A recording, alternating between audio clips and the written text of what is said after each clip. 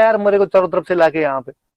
पर शेरशाह सूरी के लिए कहते हैं कि शेरशाह सूरी में शेर जितनी ताकत और लोमड़ी जितनी चालाकी थी, जगीरा की तरह कमीनापन कूट कूट के भरा हुआ था उस आदमी के अंदर। और उसने कहा मुझे अब दिमाग लगाने दो, और अब यूं बाहुबल से ये तो नहीं जीता जाएगा, अब तो कोई युक्ति बिड़ानी पड़ेगी, दिमाग लगाना पड़ेगा। और कहते हैं कि उसने 4-5 अपने बंदे लिए और उन बंदों को अच्छी अच्छी ढाल दी। ढाल समझते हो? तलवार ढाल, तलवार चलाने के लिए ढाल जो रोकने के लिए होती, ढालें दी। का व्यापारी बनो और व्यापारी बन के जहां मालदेव के कैंप लगे उन कैंपों के अंदर जाओ, ये ढालें बेच के आओ, और साथ के अंदर ये मेरी 2 पर्चियां है, ये वहां पे गिरा के आ जाना। उनका साहब ठीक है कर देंगे। और अगर डाउट नहीं होना चाहिए, पर्ची ऐसी जगह गिरनी चाहिए जहां मालदेव को दिख जाए और ये भी नहीं पता चलेगा आपने डाली, आप पक्का ही पता नहीं चलने देंगे। गए साहब वो जाके जहां कैंप लगे थे वहां का, भाई अच्छी ढाल ले लो, अच्छी ढाल ले लो। अब युद्ध के टाइम में ढाल तलवारों की आवश्यकता किसको नहीं हो। मालदेव ने कहा इधर बुलाओ भाई, इधर बुलाया, बुला के कहा भाई क्या है, उनका हमारे पास तलवार और ढाल है, अच्छी दिखाओ कैसी। उन दिखाई, वास्तव में अच्छी अच्छी ढाले और तलवार थी। उसने अपने सारे सेनापति बुलाए, जेता, कुंपा, बाकी जितने और थे सबको बुलाए और कहा भाई देखो ढाल तलवार की तो जरूरत सबको पड़ेगी, तो क्यों ना आप इसे ढाल तलवार खरीद लो। और सबको दिलवा दी। किसी ने कहा मुझे 100 दिलवाओ, 200 दिलवाओ, 400 दिलवाओ, सबको दिलवा दी। पेमेंट किया मालदेव ने उनका। सारे सेनापति अपने अपनी ढाले तलवारें लेके कैंप के अंदर चले गए। वो व्यापारी उठ के चले गए और उठने से पहले उन्होंने वो 2-1 पर्चियां वहां पे डाल दी। और जब उठ के चले गए तो मालदेव ने देखा यार ये पर्चियां कहां से आई, ये तो पहले तो नहीं। मालदेव ने पर्चियां उठा के देखी, पर्चियों के अंदर जैसे लिखा हुआ था कि जैसे पर्चियां यूं थी कि शेरशाह सूरी ने पर्चियां जेता कुंपा के लिए भेजी है, पर गलती से उनसे यहां गिर गई। और उन पर्चियों के अंदर लिखा हुआ था जेता कुंपा की तरफ से कि शेरशाह सूरी तुम चिंता मत करो, कल जैसे ही मालदेव युद्ध के अंदर आएगा हम मालदेव को पकड़ेंगे और मालदेव को पकड़ के तुम्हें सौंप देंगे।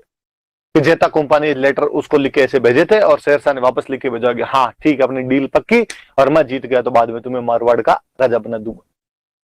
अब मालदेव ने जैसे ही पर्चियां पढ़ी उसका दिमाग खराब, उसको लगा कि यार नमक हरामी हो रही है अपने साथ में, तो अपने लोग अपने खिलाफ।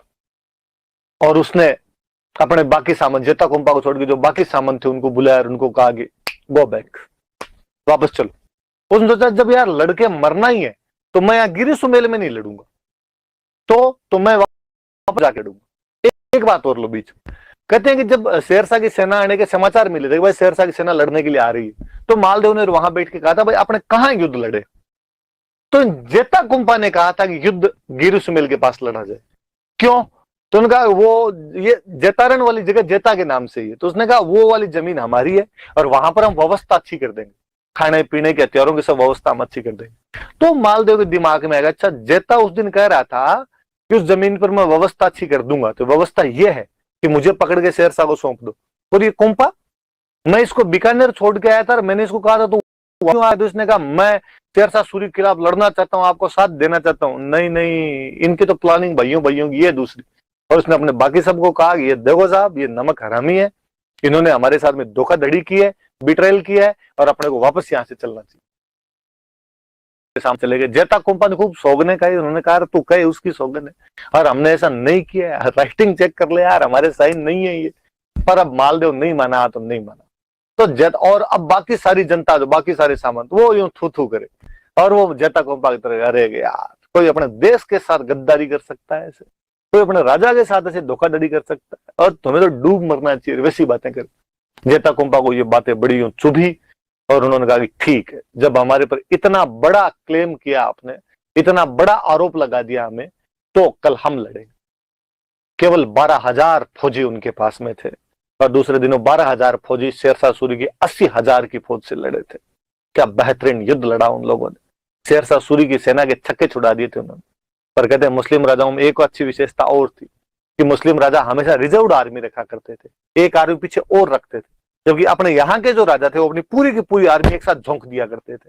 शेरशाह सूरी की जो रिजर्व्ड आर्मी थी उसका सेनापति था जलाल खान जलवानी, वो अचानक पीछे से आ गया। जलाल खान जलवानी वो सेना लेके आ जाता है। अब देखो भाई एक तो एकदम फ्रेश सेना है युद्ध के अंदर, एक पहले से लड़ रही हो तो लड़े हुए थके हुए होते हैं, फ्रेश आती हो ढंग से लड़ पाते हैं। जलाल खान जलवानी वाली जो बटालियन आई थी उसने बहुत ढंग से बाद में लड़ाई की और जेता और कुंपा अपने 12,000 साथियों के साथ उस युद्ध के अंदर लड़ते हुए मारे गए थे। लेकिन वो अपना नाम इतिहास के अंदर अमिट कर गए कि केवल 12,000 योद्धा अपना कलंक उतारने के लिए